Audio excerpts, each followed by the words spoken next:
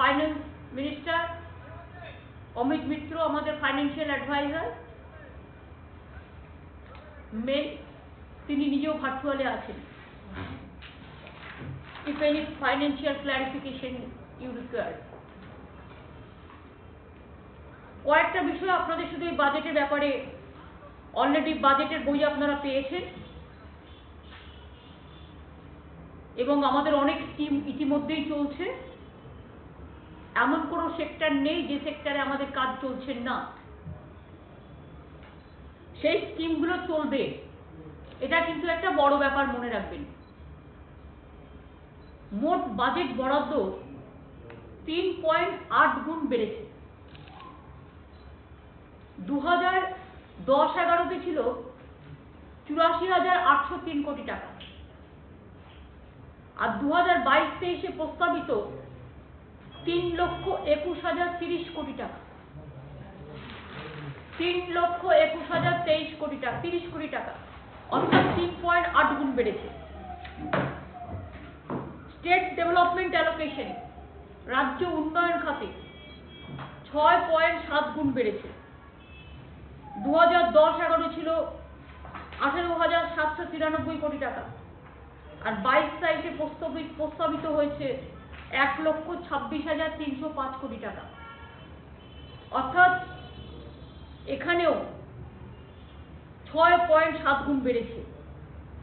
Capital outlay 15% বেড়েছে, 15 গুণ বেড়েছে। রাজস্ব আদায় 3.76 গুণ বেড়েছে। 2010-11-তে ছিল 21,129 কোটি টাকা। মনে রাখবেন, এত কোভিড মহামারী সত্ত্বেও, যশ আমফান সত্ত্বেও আমাদের কিন্তু 21,129 কোটি টাকাটা যে রেভিনিউ ছিল, আমরা যখন এসেছিলাম 22-23-এ প্রস্তাবিত 79,347 কোটি টাকা। আমরা কিন্তু 3.36 গুণ এই অতি মহামারীর মধ্যেও, এত সাইক্লোন হয়ে যাওয়ার পরেও আমরা কিন্তু বাড়াতে পেরেছি। সোশ্যাল সার্ভিস সেক্টর, এটা নিয়ে গর্ব করা উচিত। 10.7 গুণ বেড়েছে। 10-11 ছিল 6,846 কোটি টাকা, আর 22-23-এ প্রস্তাব করা হয়েছে 73,441 কোটি টাকা, অর্থাৎ সোশ্যাল সার্ভিস সেক্টরে 10.7 গুণ বেড়েছে, যেটা যে কোনো একটা উন্নয়নশীল গভর্নমেন্টের সবচেয়ে বড় মাপকাঠি। সামাজিক পরিষেবা, এগ্রিকালচার অ্যান্ড অ্যালাইড সার্ভিস সেক্টরে 11.3 গুণ বেড়েছে। 2010-11 ছিল 3,029 কোটি টাকা, 22-23-এ প্রস্তাব করা হয়েছে 34,130 কোটি টাকা, অর্থাৎ কৃষি অ্যান্ড অ্যালাইড সেক্টরে 11.3 গুণ বেড়েছে। ফিজিক্যালি ইনফ্রাস্ট্রাকচার সেক্টর 6 গুণ বেড়েছে। ডিটেলস আপনারা যদি চান আমি দেবো। বা প্রস্তাব করা হয়েছে 10,422 কোটি টাকা, যেটা 10-11 ছিল 1,759 কোটি টাকা। এগ্রিকালচার ডিপার্টমেন্ট 33.2 গুণ বেড়েছে বাজেট বরাদ্দ। হায়ার এডুকেশন ডিপার্টমেন্ট 25.4 গুণ বেড়েছে। Health and family welfare department 19.3 গুণ বেড়েছে। Women and child development and social welfare department 17.5 গুণ বেড়েছে। পিএইচই ডিপার্টমেন্ট 16.1 গুণ বেড়েছে। Minority affairs and Madrasa education department 10.6 গুণ বেড়েছে। Backward classes welfare department and tribal department budget বরাদ্দ 6.7% বেড়েছে। পঞ্চায়েত এবং রুরাল ডেভেলপমেন্ট ডিপার্টমেন্ট বাজেট বরাদ্দ 8.2% বেড়েছে। কিছু গুরুত্বপূর্ণ প্রকল্প যেটা হয়তো আপনাদের কাছে হাতে নেই, হাতে পেয়ে যাবেন। কৃষক বন্ধু প্রকল্পে আমরা 78 ৭৭ লক্ষ কৃষককে সহায়তা দিচ্ছি। কৃষক বন্ধু প্রকল্পে 10,000 টাকা করে পায়, এবং যারা ক্ষেত মজদুর বা অল্প জমি 1 কাঠাও আছে তারাও 4,000 টাকা করে পায়। 70 লক্ষ কৃষককে আমরা সহায়তা দিচ্ছি। লক্ষ্মীর ভান্ডার প্রকল্পে 1,53,00,000 এখনো পর্যন্ত। স্বাস্থ্যসাথী সুবিধা 9.5 কোটি মানুষকে। খাদ্য সাথী প্রকল্পে 10 কোটি মানুষকে বিনামূল্যে খাদ্য। 48 লক্ষ গ্রামীণ আবাস আমরা নির্মাণ করেছি। আগামী 5 বছরে আমরা আরো 5 লক্ষ নির্মাণ করব তপশিলি আদিবাসীদের জন্য। আমরা যখন ক্ষমতায় আসি, বাংলায় গ্রাম বাংলার রাস্তা ছিল মাত্র 29,706 কিলোমিটার, আর আমাদের এই 10 বছরে আমরা 1,341 কিলোমিটার গ্রামীণ রাস্তা করেছি। রাস্তায় বিপ্লব হয়ে গেল। বার্ধক্য ভাতা, বিধবা ভাতা, মানবিক ভাতা প্রাপকের সংখ্যা প্রায় 70 লক্ষ। সবুজ সাথী প্রকল্পে 1,03,00,000 সাইকেল দেওয়া হয়েছে বিনা পয়সায়। তপশিলি বন্ধু প্রকল্পে 10,83,023 শিডিউল কাস্ট ভাতা দেওয়া হয়েছে। জয় জোহার প্রকল্পে 2,80,000 শিডিউল ট্রাইব ভাতা দেওয়া হয়েছে। শিক্ষাশ্রী প্রকল্প, যেটি schedule caste schedule tribe, 1,04,00,000 scholarship দেওয়া হয়েছে। কাস্ট সার্টিফিকেট 1,47,57,000 বেশি দেওয়া হয়েছে। ঐক্যশ্রী প্রকল্প, যেটা সংখ্যালঘুদের, 2,92,00,000 সংখ্যালঘু স্কলারশিপ দেওয়া হয়েছে। কন্যাশ্রী সুবিধা পাচ্ছেন 77 লক্ষ ছাত্রছাত্রী। বিনামূল্যে সামাজিক সুরক্ষা প্রকল্পে 1.5 কোটি বেশি মানুষ পাচ্ছেন, যারা কনস্ট্রাকশন ওয়ার্কার্স বা ট্রান্সপোর্ট ওয়ার্কার্স এরকম। রূপশ্রী প্রকল্পে 11,10,000 জনকে বিয়ের জন্য 25,000 টাকা করে দেওয়া হয়েছে। সবুজশ্রী প্রকল্পে 46,35,000 শিশুকে মূল্যবান চারা গাছ দেওয়া হয়েছে। গতিধারা প্রকল্পে 34,100 বেশি যুবক যুবতীকে সাহায্য দেওয়া হয়েছে। আমরা কেন্দ্রীয় সরকারের কাছে এখনো 90,000 কোটি টাকার ওপর পাই। এই যে কথায় কথায় বলে না, তো কেন্দ্র দিচ্ছে কোথা থেকে? এখান থেকে জিএসটি টাকাটা কালেকশন করে নিয়ে যাচ্ছে, তার থেকে আমাদের ভাগটাই তো আমরা পাচ্ছি না। সেই ভাগটাও তো পুরো দিচ্ছে না। ইনকাম ট্যাক্স কালেকশন করে কে? Central government. টাকা কার? রাজ্যের থেকে নিয়ে যায়। সেস কালেকশন করে কে? Central government. কার টাকা? রাজ্য থেকে তুলে নিয়ে যায়। কাস্টমস কালেকশন করে কে? Central government. টাকা তুলে নিয়ে যায় কোথা থেকে? রাজ্যের থেকে তুলে নিয়ে যায়। অর্থাৎ আমাদের রাজ্যের তো রিজার্ভ ব্যাংক নেই, কেন্দ্রের রিজার্ভ ব্যাংক আছে। আমাদের মানি, সেই মানিটা কেন্দ্র যে 100% তুলে নিয়ে যায়, তার থেকে 40-45% বর্জন বিভিন্ন স্কিমের মাধ্যমে তারা রাজ্যকে দেয়। এবং সেটা তাদের কৃতিত্ব নয়, আমাদেরটা তুলেই মাছের তেলে মাছ ভাজে, এবং তাতে বড় বড় নাম দেয় সব কেন্দ্রীয় সরকারের নামে, চিঠি পাঠায়। তা সত্ত্বেও মনে রাখবেন, এত অতিমারি হওয়া সত্ত্বেও, এত ঝড় জল, একটার পর একটা সাইক্লোন, প্রাকৃতিক দুর্যোগ হওয়া সত্ত্বেও আমরা এখনো কেন্দ্রীয় সরকারের কাছে আমাদের প্রাপ্য টাকার 90,000 কোটি টাকা পাই। 90,000 কোটি টাকার বেশি। বুলবুলে পাই, বুলবুল সাইক্লোনে 6,334 কোটি টাকা। আমফান সুপার সাইক্লোনে পাই 32,310 কোটি টাকা। ইয়াস সাইক্লোনে পাই 4,222 কোটি টাকা। সমগ্র শিক্ষা মিশনে পাই 15,865 কোটি টাকা। বিআরজিএফ স্পেশাল, এটা আমরা পাই 2,330 কোটি টাকা।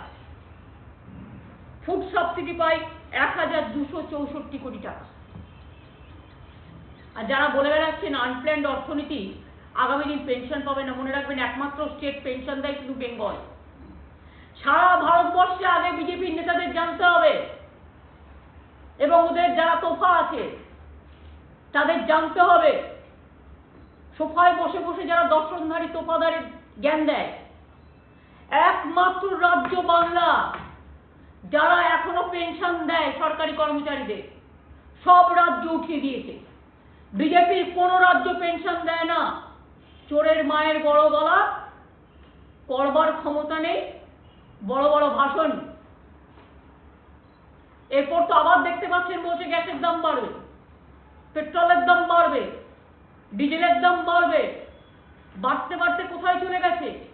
ইকোনমি ফেল করেছে, আনএমপ্লয়মেন্ট 40% কমে গেছে, গরিব মানুষের সংখ্যা বেড়েছে, ব্যাংকের টাকা স্ট্যাগনেন্ট হয়ে আছে, মানুষের হাতে পয়সা নেই। মানুষের হাতে পয়সা দিলে অর্থনীতিটা সচল হয়। আমরা যেমন মানুষের হাতে পয়সা পৌঁছে দিচ্ছি। আমার লোক পোষার শিল্পী, তারাও 2 লক্ষ শিল্পী ভাতা পায়। আমার বিধবারা ভাতা পায়, মেয়েরা লক্ষ্মীর ভাণ্ডার পায়, কৃষকরা টাকা পায়, শ্রমিকরা পায়। আমাদের যারা চা বাগান শ্রমিক থেকে শুরু করে যাদের চা বাগান বন্ধ হয়ে যায়, তাদের জন্যও আমাদের প্রোগ্রাম আছে। এই রকম ভাবে মানবিক ভাতা, ফিজিক্যালি চ্যালেঞ্জার মানবিক ভাতা, আমাদের বিধবা ভাতা, আমাদের কৃষক ভাতা, আমাদের কিষাণ ভাতা সমস্ত আছে। এছাড়াও Aikyashree scholarship, Kanyashree scholarship, mid day meal থেকে শুরু করে বিনা পয়সায় খাদ্য, দুয়ারে সরকার, পাড়ায় পাড়ায় সমাধান, লক্ষ্মীর ভাণ্ডার, এমএসএমইতে হাজার হাজার লক্ষ লক্ষ ছেলে মেয়ের চাকরি এবং কোটি কোটি ছেলে মেয়ের বিভিন্ন জায়গা থেকে বামতলা লেদার ইন্ডাস্ট্রি একটা গেটওয়ে হয়ে গেছে। লেদার ইন্ডাস্ট্রি যেখানে অলরেডি 5 লক্ষ ছেলে মেয়ের চাকরি হবে বলে কমিটমেন্ট আছে, ইতিমধ্যে কয়েক লাখ হয়ে গেছে।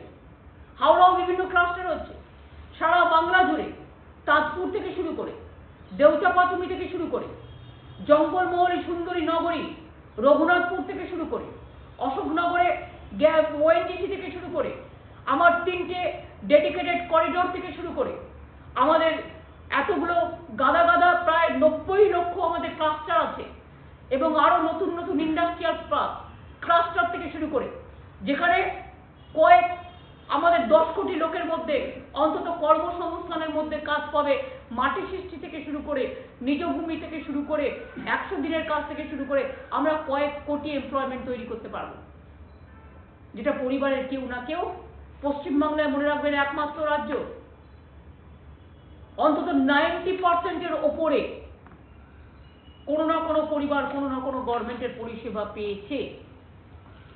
বিনা পয়সায় সাইকেল, ক্লাস 12-এ উঠলেই 17 লক্ষ ছেলে মেয়েদের স্মার্টফোন দেওয়া হয়েছে বিনা পয়সায়, বই দেওয়া হয় বিনা পয়সায় 8 পর্যন্ত, স্কুল ব্যাগ দেওয়া হয়, জুতো দেওয়া হয়। এখন স্কুল ড্রেস তৈরি করতে বাইরে থেকে যে কাপড়টা আসতো, আমরা এখানে পাওয়ারলুম তৈরি করে, হ্যান্ডলুম তৈরি করে আমরা আমাদের কৃষকদের মধ্যে দিয়ে, আর্টিজানদের মধ্যে দিয়ে করাবো। সুতরাং এখানে লক্ষ লক্ষ কর্মসংস্থান তৈরি হবে। যে জমিগুলো অনুর্বর ছিল, কোনোদিন কেউ একটা গাছও করতো না, সেই জমিগুলোকে আমরা মাটির সৃষ্টির মধ্যে নিয়ে এসেছি। কারণ মাটি সৃষ্টি করে, মাটি সজীবতা আনে, মাটিতে জল পেলে মাটি উর্বর হয়। এই জায়গাগুলো বিভিন্ন পরিকল্পনার মধ্যে দিয়ে আমরা কাজে নিয়েছি। আজকে এত কোভিড মহামারী, এত সাইক্লোন থাকা সত্ত্বেও প্রাকৃতিক দুর্যোগ বাংলায় সবচেয়ে বেশি হয়। কেন জানেন? বাংলা হচ্ছে নদী মাতৃকার দেশ। বাংলাদেশও তাই, দেখবেন ওখানে সাইক্লোন বেশি হয়। এটা নদী মাতৃকার দেশ। আমাদের এখানে জলাশয়, তা সত্ত্বেও আমরা জল ভরার জন্য, বন্যায় যাতে ভেসে না দেয় একবারে, আমরা প্ল্যান করে প্রায় 3 লক্ষর ওপর জলাশয় কেটেছি। আমরা চেক ড্যাম তৈরি করেছি আমরা, যাতে অনেক জল সেগুলোতে ভরে যায়। কিন্তু আজ পর্যন্ত সেন্ট্রাল গভর্নমেন্ট বারবার রিকোয়েস্ট করা সত্ত্বেও ডিবিসি এখনো পর্যন্ত তারা ড্রেজিং করেনি ঠিক মতো। কলকাতা গঙ্গা করেনি ড্রেজিং, তারা হলদিয়া করেনি ড্রেজিং। ফরাক্কায় আমাদের 700 কোটি টাকা দেওয়ার কথা ছিল ইন্দো বাংলাদেশ জল চুক্তির পর, সেই টাকাটা দেওয়া হয়নি। মুর্শিদাবাদ, ধুলিয়ার, ফরাক্কা আমাদের নিজেদের কাজ করতে হচ্ছে, সব গঙ্গার তলে চলে যাচ্ছে।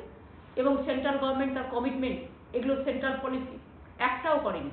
ঘাটাল মাস্টার প্ল্যান দীর্ঘদিন পড়ে আছে। মুর্শিদাবাদের ধুলিয়ান, ফরাক্কা থেকে শুরু করে, সুতি থেকে শুরু করে, ওদিকে মালদা থেকে শুরু করে, এই যে গঙ্গা অ্যাকশন প্ল্যান, একটা টাকাও দিচ্ছে না, কোনো কাজই করছে না। আর এখন তো সবটাই প্রায় বন্ধ। ব্যাংকের লোন দেওয়াও প্রায় এমন একটা জায়গায় এসে গেছে যে মানুষ ব্যাংকে টাকা রাখছে, সেই টাকা ফেরত পাবে কিনা তাও মানুষ জানে না। এইরকম একটা পরিস্থিতির মধ্যে দাঁড়িয়ে মানুষের ভাগ্য, সচল ভাগ্যটাকে অচল করে দেওয়া হয়েছে। আর শুধুমাত্র ইলেকশন মেশিনারির জোরে, আর শুধুমাত্র সেন্ট্রাল এজেন্সির জোরে এবং টোটালি একনায়কতন্ত্রের জোরে কয়েকটা স্ট্র্যাটেজিতে লাফাচ্ছে। 2024-এর বাজনা বাজাতে শুরু করেছে। আমরা বলি ডুগডুগি বাজালে হবে না, সাথে ঘন্টা চাই, সাথে হারমোনিয়াম চাই, সাথে তবলা চাই, সাথে করতাল চাই, সাথে ভায়োলিন চাই, সাথে গান চাই, সাথে তান চাই, সাথে সুর চাই, সাথে প্রাণ চাই। সব নিয়েই 24 আসবে। আগামী 2 বছর বাদে আমি বলতে পারি আমি বেঁচে থাকবো কিনা? আগামী 2 বছর বাদে অমিতদা বলতে পারবে অমিতদা বেঁচে থাকবে কিনা? আগামী 2 বছর বাদে চন্দ্রিমা বলতে পারবে ও অর্থমন্ত্রী থাকবে কিনা? সুতরাং মনে রাখবেন, ডেস্টিনি ইজ ডেস্টিনি। ডেস্টিনি আর ডেস্টিনেশনের মধ্যে পার্থক্য আছে।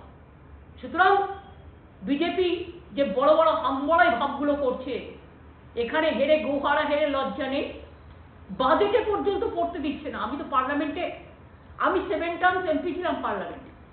আমি 8-10টা রেল বাজেট, আমি 2টো জেনারেল রেল বাজেট, 7-8টা সাপ্লিমেন্টারি বাজেট আমি পাস করেছি। I have never seen this type of attitude. Finance বাজেটে তো কখনো কেউ গন্ডগোল করেই না, কখনো করতে দেখিনি। প্রেসিডেন্ট অ্যাড্রেসও আমরা করি না, আমরা কতগুলো কার্টেসি মেনটেন করি। এখানে নো কার্টেসি, কোনো কিছু করবার ক্ষমতা নেই, হাউলিং করে বেড়াচ্ছে, হাওয়ায় ভেসে বেড়াচ্ছে, আর যা ইচ্ছে নিজেদের ফ্লপ শো, নিজের ওয়ার্ডে যেতে ক্ষমতা নেই, ফ্লপ শো করে ঘুরে বেড়াচ্ছে। আজও জিডিপি নিয়ে আমরা গর্ব করে বলতে পারি বাংলা যেখানে আছে কোথাও কেউ নেই। আমি অমিতদাকে বলবো, অমিতদা একটু ফাইন্যান্সিয়াল স্ট্রাকচারটা প্লিজ আপনি একটু ইংরেজিতে বলুন, এখানে অনেক ন্যাশনাল চ্যানেল আছে, তারপরে যদি তাদের কোনো কোয়েশ্চেন থাকে তখন আমরা দেখবো। থ্যাংক ইউ ভেরি মাচ, অনেক ধন্যবাদ আপনি আমাকে বলতে বললেন। আপনি যে সমস্ত কথা বলেছেন তাতে একটা জিনিস আপনি বলেছেন যেটা অত্যন্ত গুরুত্বপূর্ণ, যে আমাদের দ্বারা টাকা দিচ্ছে না। এই ক্ষেত্রে ডেভলিউশন যেটা আপনি বললেন, এখান থেকে ট্যাক্স তুলে নিয়ে যায়, তার 41% রাজ্যকে দেয়। আপনি আমার মিডিয়ার বন্ধুরা শুনে অবাক হয়ে যাবে যে 2019-20-20তে 11,000 কোটি টাকা তারা রাজ্যকে দিল না। ডেভলিউশন বলে নেই আমাদের ট্যাক্স আমরা তুলি, মানে গায়ের জোরে বলে দিচ্ছে দেবো না, অথচ আমার প্রাপ্য, আমি পাচ্ছি না। আমি কাজগুলো কি করে করবো? আমি পাবলিকের কাজগুলো কি করে করবো? এবং 20-21-এ 14,225 কোটি টাকা ডেভলিউশন যেটা বাজেটে আছে ইতে সেটা কেটে দেয়। এরপরে আপনি উদাহরণ দিই, যেটা মাননীয় মুখ্যমন্ত্রী বলেছেন, জিএসটির ক্ষেত্রে আপনারা শুনে অবাক হয়ে যাবেন। 2021-22-এ আমাদের প্রোটেক্টেড রেভিনিউ যেটা দিতেই হবে কনস্টিটিউশনাল অধিকার, এই 44,115, অথচ আমাদের সেই কত শর্টফল জানেন, যেটা আজ অব্দি দেওয়া হয়নি লিগালি, সেটা হচ্ছে 5,994, মানে 6,000 কোটি টাকা জিএসটির পাওনা 2021-22-এ আজ অব্দি তারা দিল না। আর তার উপরে আমাদের কাছে ধার চড়িয়ে দিল, যেটা আমাদের বুকতে ধার আসবে, সেটা 6,425 কোটি। তার মানে পাওনা কত? 6,000 কোটি। তারপরে ধার ব্যাক টু ব্যাক আমাদের দিয়ে দিল, যেটা আমাদের খাতায় থেকে গেল 6,425 কোটি। অথচ প্রোটেক্টেড রেভিনিউ যেটা তার গ্যারান্টি দেওয়া, যেটা মাননীয় মুখ্যমন্ত্রী বলেছিলেন আলোচনা করে, যে আমাদের এটা, আমরা যে চিঠি লিখেছি, উনি নিজে চিঠি লিখেছেন, আমি চিঠি লিখেছি, যে যখন 5 বছরের জন্য এই কম্পেনসেশন দেওয়ার ডিসিশন হয়েছিল কলকাতার এম্পাওয়ার কমিটিতে, আমার সুযোগ হয়েছিল তখন মাননীয় মুখ্যমন্ত্রী বলাতে, I was chairman of the empower committee. তখন ঠিক হলো যে নেক্সট 5 বছর তোমরা আমাদের ফুল কম্পেনসেশন দেবে, 14% গ্রোথ ইন রেভিনিউ বেসিসে কম্পেনসেশন দেবে। তখন কি কেউ জানতো যে কোভিড আসবে? কোভিড-19 3 বছর চলে গেছে কোভিডে, এই সারা ভারতবর্ষ, সারা পৃথিবী, কিন্তু আমরা বারবার, মাননীয় মুখ্যমন্ত্রী নিজে চিঠি লিখেছেন, আমি দেখাও করেছি 3-4 বার, দেখা করে আপনি নিজে বলেছেন যে আমাদের এটা 5 বছর, 3 থেকে 5 বছর বাড়িয়ে দিন কম্পেনসেশন। এটা কেউ জানতো না যে এটা হবে। সেহেতু আমি এটা অ্যাড করতে চাই যে আজ জিএসটি পয়সা নেই, জুন মাসে শেষ হয়ে যাবে, তারপরে আর কম্পেনসেশন পাওয়া যাবে না।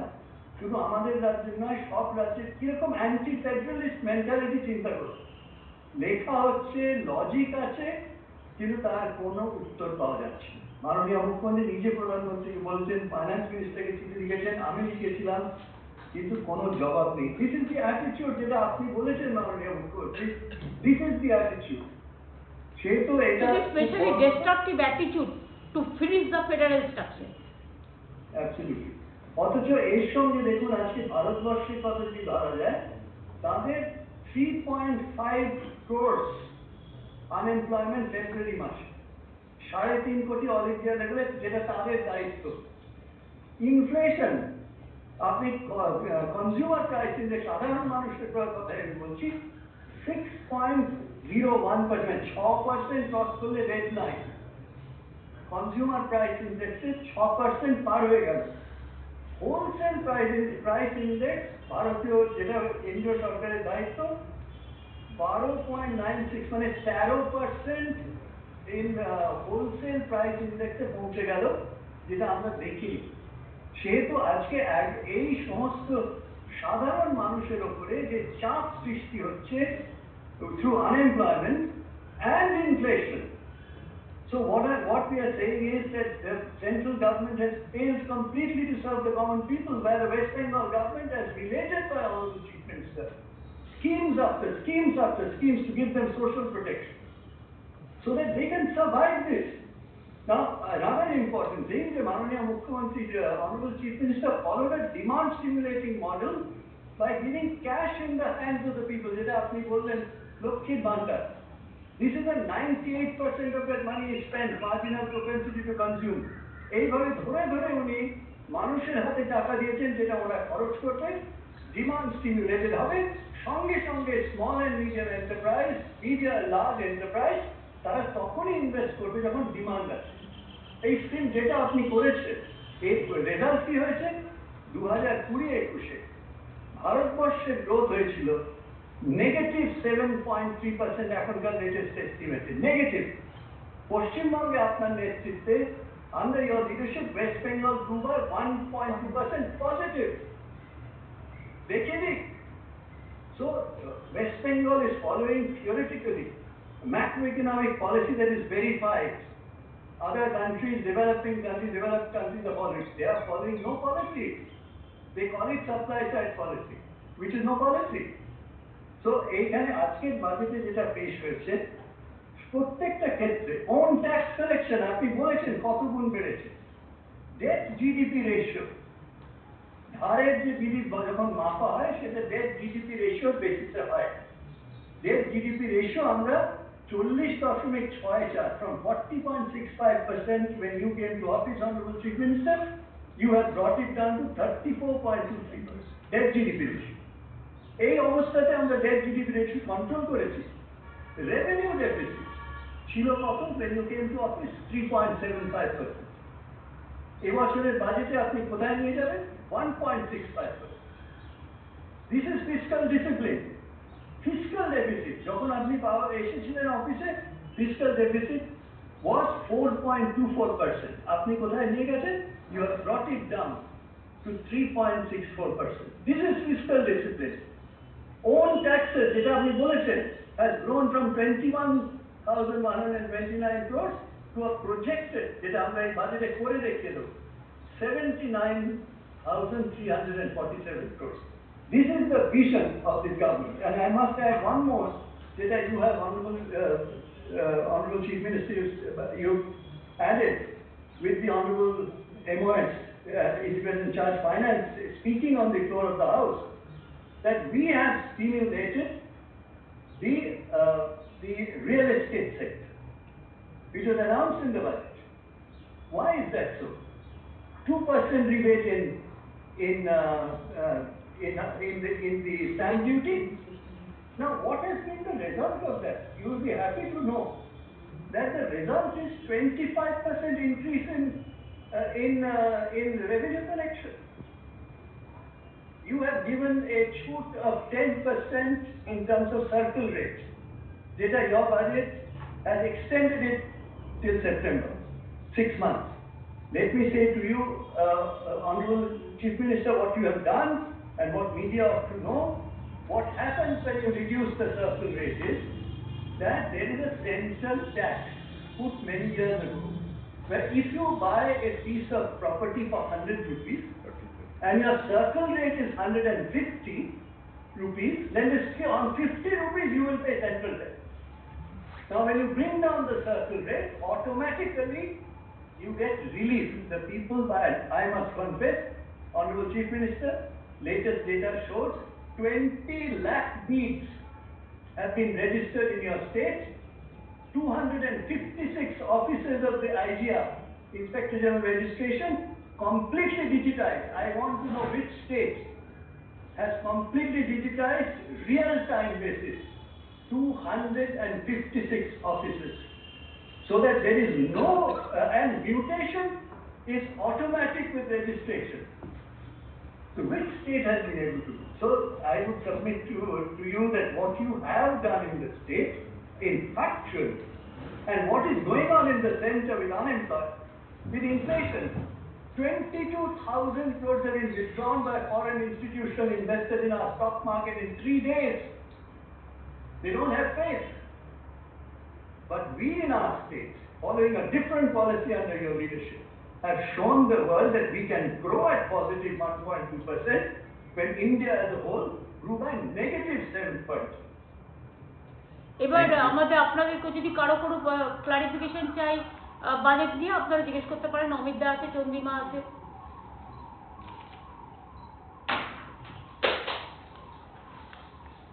मैम एक सवाल था आपसे, कल ही 5 राज्यों में चुनाव के नतीजे और हमने बजट क्या भूल गया? अभी तो बजट का प्रेस कॉन्फ्रेंस चल रहा है। बताओ। ओके कल ही 5 राज्यों के चुनाव के नतीजे सामने आए। आम आदमी पार्टी पंजाब में जीती है, 4 राज्यों में बीजेपी जीती है, लेकिन कांग्रेस का जो है अस्तित्व खत्म होते हुए दिख रहा है, बिल्कुल भी अच्छा प्रदर्शन नहीं रहा। इस चुनाव नतीजों को आप कैसे देखती हैं? कांग्रेस के बाद कांग्रेस कर सकता है। I am not saying anything about Congress. It is absolutely different political party, I can not say that. लेकिन जिसमें आप कहा रहा है कि यूपी में बीजेपी जीता है, आप अगर इसको अच्छा से कैलकुलेशन करेंगे तो आप देख लो, अखिलेश जी का वोट था पहले 21%, अभी उसको 37% का आसपास वोट मिला। वो लोग जब गवर्नमेंट भी बनाया था अखिलेश, तब भी उसका वोट परसेंटेज था, सो फार I know 36% something. Akhilesh ji का आसन 78 बढ़ा और बीजेपी का लॉस हुआ 54 आसन सीट लॉस हुआ। और इतना उधर में क्या है, उधर में मेरे को जो लगा कि इतना ईवीएम का खिलाफ में कंप्लेन हुआ and Banaras DM is also suspended, so for I know, I have seen the paper. So if A DM is suspended because of his EVM machine को उठाने के लिए, तो ईवीएम मशीन को छुपाने के लिए, तो ये तो बहुत बड़ा ये ग्रीवेंसेस है। हमको लगता है अखिलेश को हरा दिया गया है। ये बहुत सारे लूट भी चला है। अखिलेश को डिप्रेस नहीं होना चाहिए, अपसेट नहीं होना चाहिए, जनता का पास जाना चाहिए और इसको चैलेंज करना चाहिए कि हर इलेक्ट्रॉनिक मशीन को, जो हम कहते हैं कि फॉरेंसिक टेस्ट होना चाहिए कि ये वही मशीन है जिसमें लोगों ने वोट दिया और वही मशीन है से दोबारा लेके आया। जो पंजाब में नहीं हुआ कि पंजाब में आपका वर्कर प्रोटेक्ट किया है, हमारा इधर में भी यही करने चाहते थे। हमारा इधर में भी हम लोग मशीन को गार्ड करते हैं, लेकिन यूपी में गार्ड करने का कोई तरीका नहीं है। तो अखिलेश अगर हारा है, बीजेपी अगर जीता है, तो पॉपुलिस्ट वोट के लिए नहीं जीता है, पॉपुलर मैंडेट नहीं मिला, लेकिन इसको मशीनरी का मैंडेट मिला। BJP is calling this election result as a booster and saying that 2024 is a fix for BJP and again Modi will be a prime minister. How do you see? देखो, हम एक ही बात कहते हैं ना, after death comes the doctor. ऐसा children जन्म का पहले अन्नप्राशन का डेट ठीक करते हैं। 24 में कौन सरकार आएगा उसका ठीक ही नहीं हुआ है। अरे ऐसे वो अभी उसका जन्मदिन का जन्म साल बढ़ने के लिए अभी से तैयार कर दिया है। ये अचानक इम्प्रैक्टिकल है, टोटल इम्प्रैक्टिकल। 2 साल में क्या होगा नहीं होगा आपका पता है ना, मेरे को पता है। लगता है ये यूपी का जैसे ये लोगों ने जीता, इसमें उसका खतरा ही होगा, इसमें अच्छा नहीं होगा। मैं चाहती हूँ कि all political parties who wants to fight BJP, they must work together. Congress को ऊपर डिपेंड करके कुछ नहीं चलेगा कि Congress was earlier they captured the all of throughout the country through their organization. But now they are not interested, they are losing this credibility. So there are so many political parties, regional political parties, all must be working together, और इसमें फैसला जरूर हो सकता है. BJP is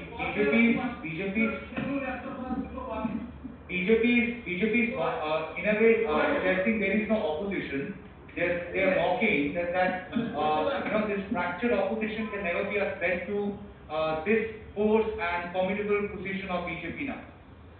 That is true that fractured opposition, it means Akhilesh contested against of Mayawati, against of Congress, against of so many other political parties. But he fought alone, like us. We fought against CPM, we fought against Congress, we fought against BJP, we fought against so many forces. Like this, the vote is divided. If the mandate is fractured because the vote is, opposition vote is divided. और opposition vote को जो divided हो गया है, इसमें उसका advantage BJP को मिला, because they have got their single vote. Suppose 1 into this 1 plus 1 and 1, they have got 1, and other political parties, this Akhilesh, they have got -9. ऐसा उसको contest करना पड़ा. तो just like अभिमन्यु के जैसा वध किया था, ऐसा उसको हराने के लिए, दिखाने के लिए ऐसे किया है.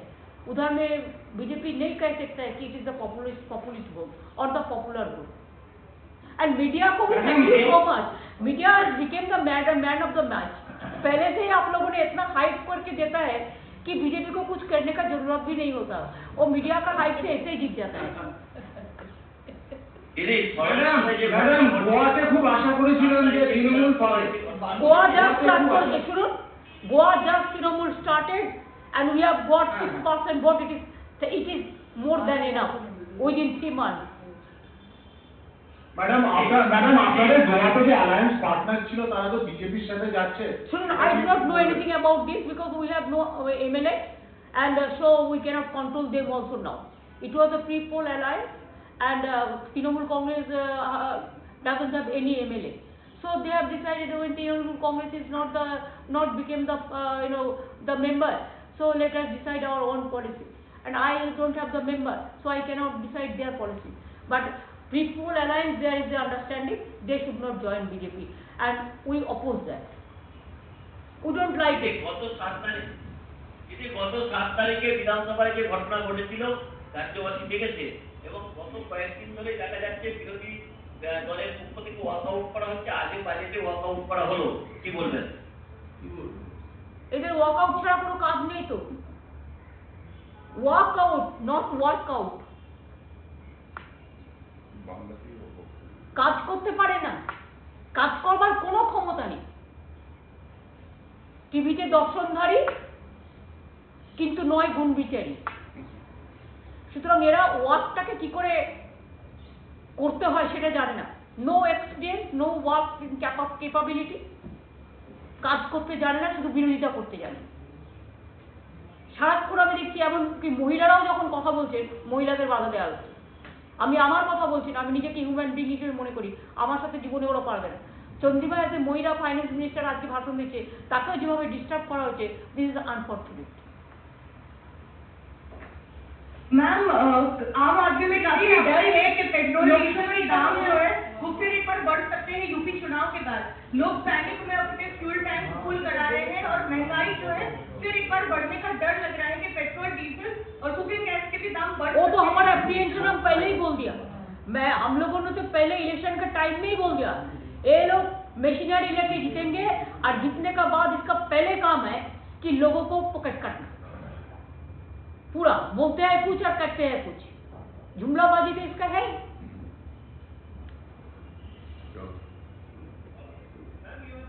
दीदी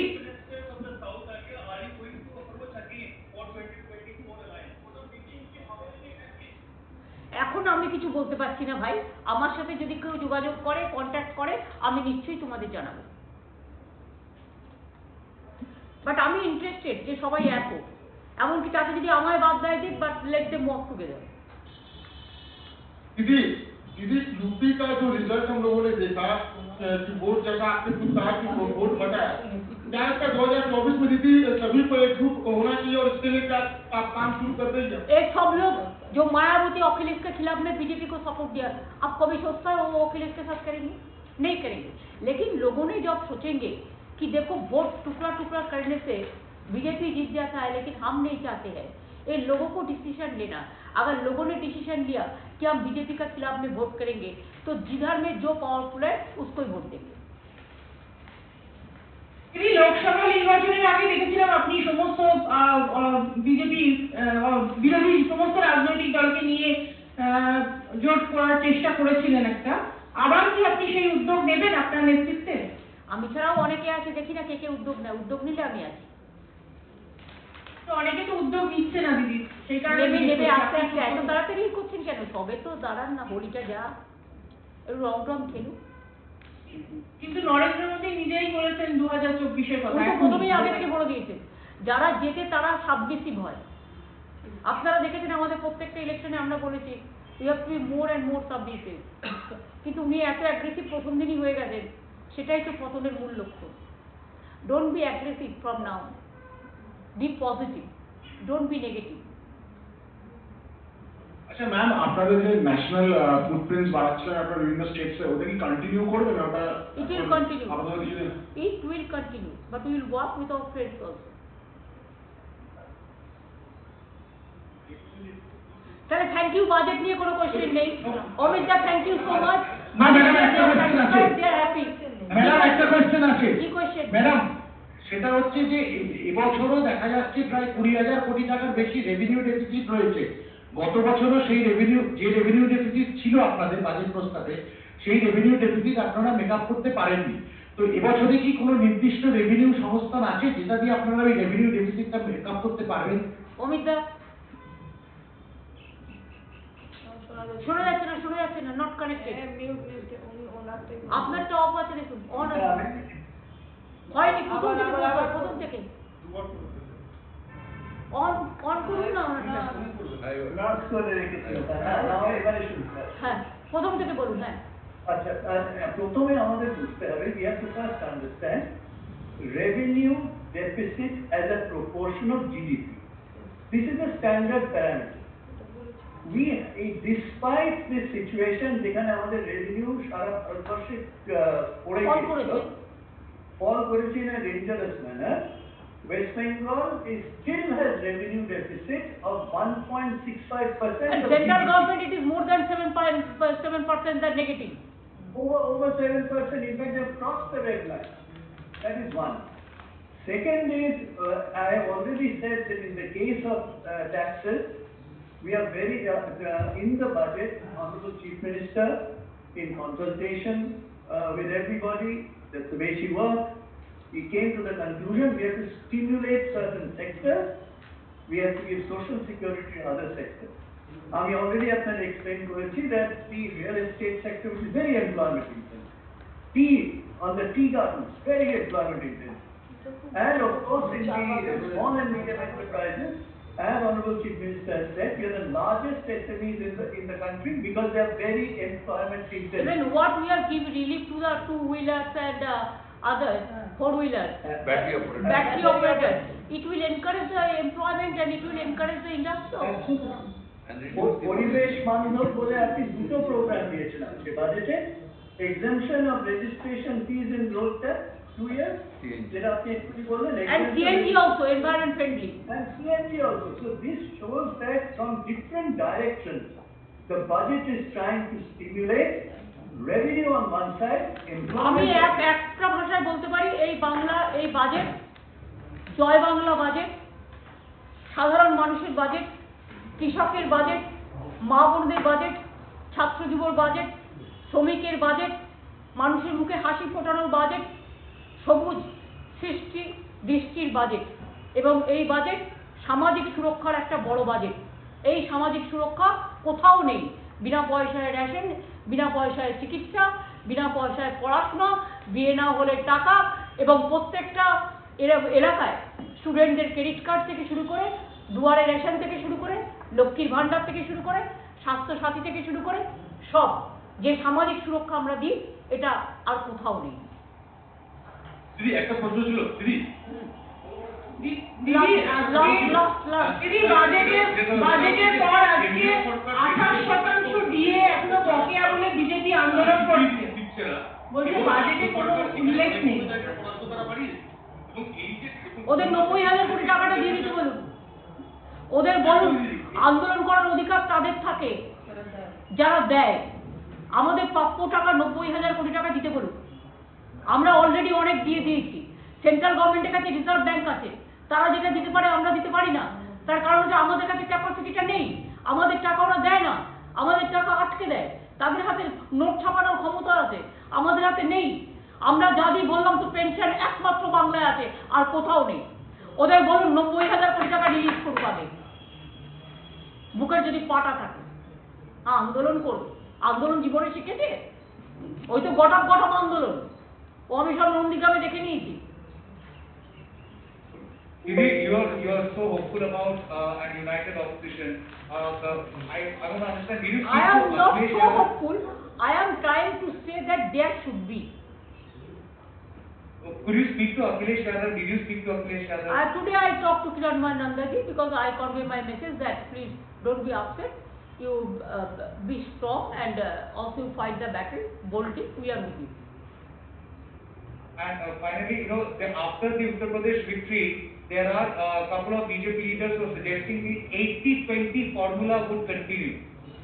The 80 versus 20. What many are saying is I nothing but a don't polarization understand. tactic. What 80-20? 80% majority, 20% minority, that formula would continue. They want to bulldoze the democracy. They want to kill the democracy. They want to kill the humanity. They want to kill the constitution. What do you think? India is a democratic country.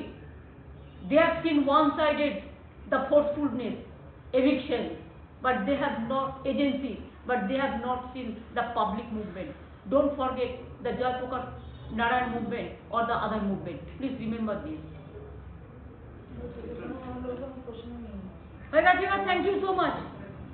Thank you ভাই Amita, thank you so much. ভালো থাকবেন আর শরীরের প্রতি যত্ন রাখবেন, busy দিয়ে রাখতে হবে।